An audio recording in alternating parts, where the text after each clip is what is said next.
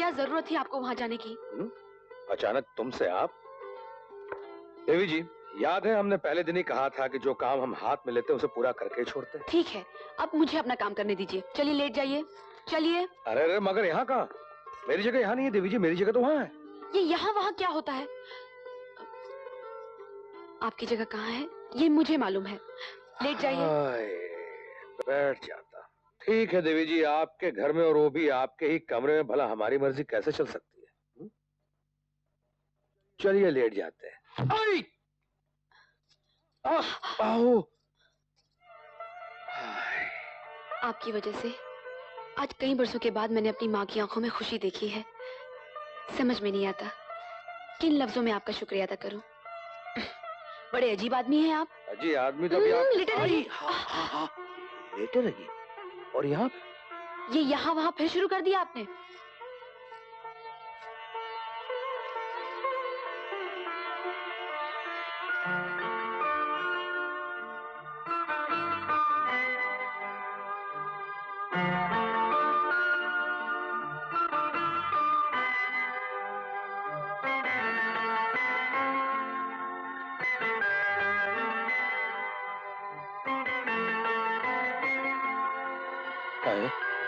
अरे देखिए देखिए, हाथ मत लगाना। नहीं नहीं, छूना नहीं, छूना नहीं, मेरी इज्जत को संभाले। छूना। अरे अरे अरे अरे, ये क्या कर रही हैं?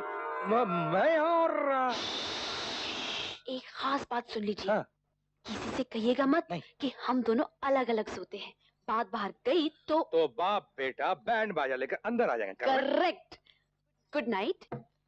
क्या क्या सपने देखे थे। अनीता से शादी, प्यारी प्यारी सुहाग रात, आलीशान बंगला, बेशुमार दौलत, लेकिन इस विजय के बच्चे ने आकर सारा मामला चौपट कर दिया। अब क्या होगा डैड? अरे चुप कर, मुझे सोचने दे। आप सोचते ही रहेंगे। आज उसने अड्डा खाली करवाया, कल हम बाप बेटे को धक्के मार मार के हवेली से बाहर करा देगा। हमारा क्या होगा? सब ठीक ही होगा बेटे। ज्ञानियों ने कहा है कि जब पूरा ना मिले तो आदमी को आधे में ही संतोष कर लेना चाहिए। लेकिन यहाँ पर आधे की भी क्या उम्मीद है डैड? है, उम्मीद है। जब तक ये बुढ़िया जिंदा है उम्मीद ही उम्मीद है। ये किस जन्म का बदला ले रहे हो मुझसे? अरे बदला तो तुम हमसे ले रही हो। सारी जिंदगी इस घर की सेवा की हमने, इतने बड़े गुनाह पर पर्दा डाला हमने, जिसका नतीजा ये हुआ कि मेरे बेटे को छोड़कर तुमने उस 2 कौड़ी के लफंगे को अपना दामाद बनाया, जिसका ना कोई आता है ना पता। हे भगवान, मैं तुम्हें कैसे समझाऊं? मुझे कुछ पता नहीं है, मैं कुछ नहीं जानती। क्यों हमारी जान के पीछे पड़े हो? आखिर तुम चाहते क्या हो? ठीक पूछा तुमने। बस इन कागजात पर अपने दस्तखत कर दो। समझ लेना कि मेरी और तुम्हारी ये आखिरी मुलाकात है। क्या है ये उसी जमीन के कागजात हैं जहां तुम्हारे स्वर्गवासी पतिदेव कभी अस्पताल बनाना चाहते थे, और इनमें लिखा है कि तुमने अपने वफादार मैनेजर को उसकी वफादारी के बदले में वो जमीन उसके नाम कर दी है।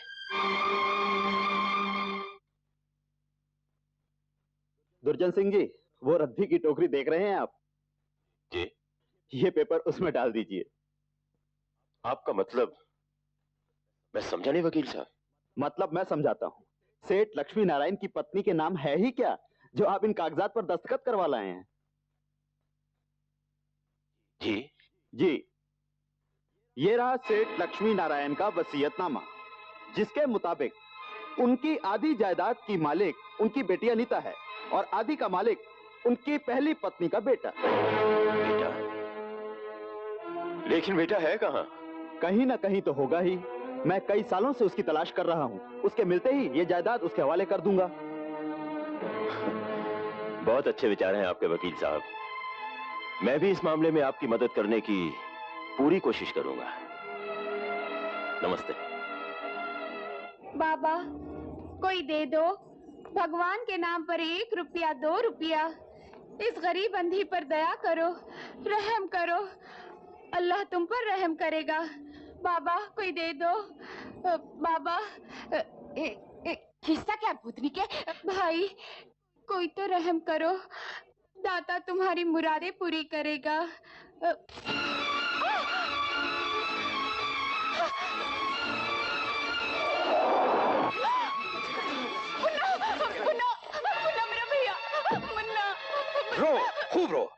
देख लिया, रोज रोज झूठे नाटक करने का नतीजा ऊपर वाला तुम लोग को ऐसे ही सजा देता है। अरे अब रो क्या रही है, जल्दी उठा इसे और ले चल अस्पताल, आजा। अरे क्या हुआ?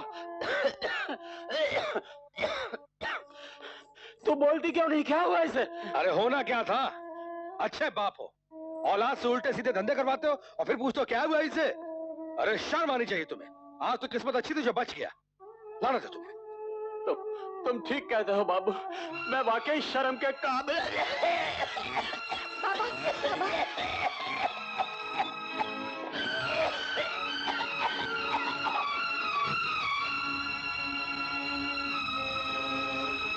तुम आराम करो।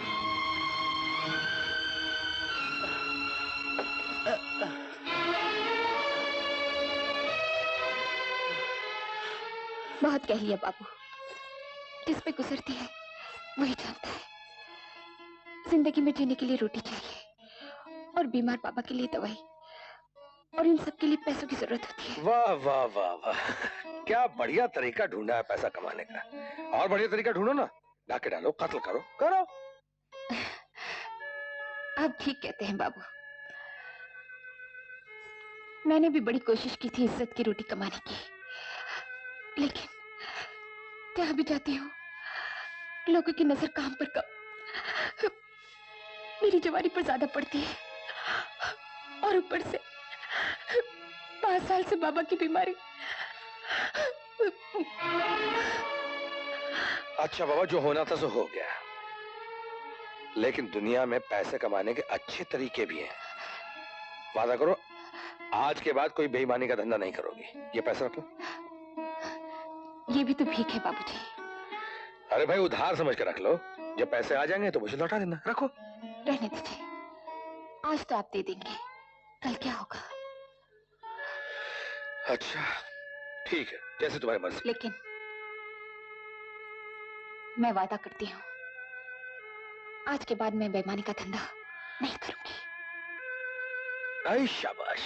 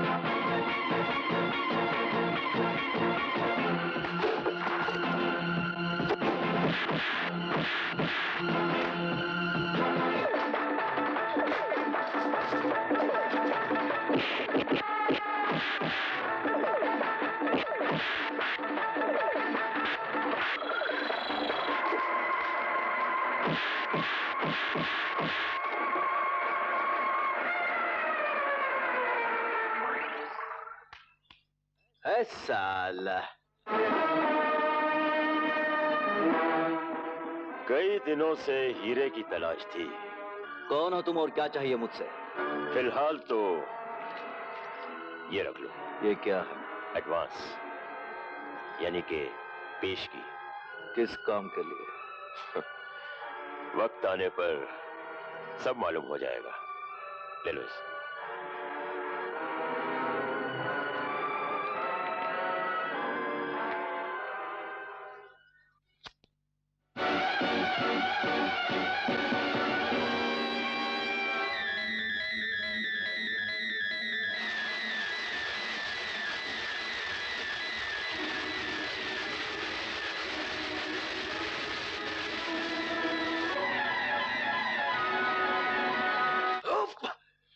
आज के बाद मेरे सामने आग कभी मत जलाना।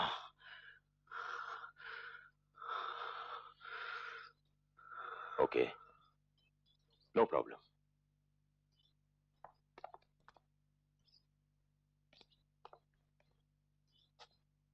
अब वो लड़का क्या खड़ी है? तुझे कितनी बार कहा है कि सड़क के तमाशे बंद करो, मगर तुम कुछ सुनती ही नहीं। तुमको तो बस भाषण देना आता है। खुद तो चला जाता है जल की रोटी खाने और हमें छोड़ जाता है भूखों मरने के लिए। कभी सोचा है कि हमें रोटी कौन देगा? ऊपर वाला देगा। छोड़ गुस्सा। अच्छा बाबा, आखिरी बार माफ कर दे। ले, ये ले। लेकिन ये आदमी था कौन? कोई भी होने दो यार। अपन को तो माल से मतलब है, बस। मुझे तो ये आदमी गड़बड़ नजर आता है। मेरी मान, इससे दूर ही रहे। अपन के पास तो हर गड़बड़ का इलाज है।